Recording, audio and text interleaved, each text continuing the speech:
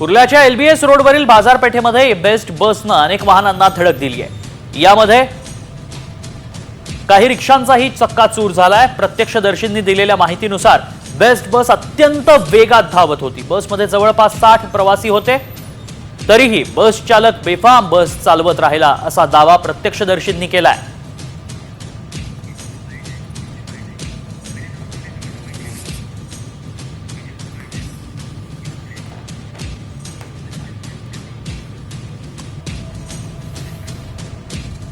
पूर्ण बसवाला उडून टेम्पोला उडून पूर्ण बिल्डिंगच्या आतला गेला। सगळं बोलतोय की बस ड्रायव्हरचा ब्रेक फेल होता, पण मला असं वाटतं की कुर्ला स्टेशन पर्यंत आला होता।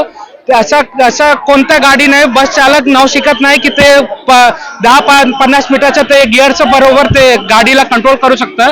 ते कमीत कमी 200 मीटरला सगळ्यात ओलून आलं। सगळ्यात म्हणणं आहे की ते बस ड्रायव्हर नशेतला होता। गाडीत लोक घाबरलेले होते।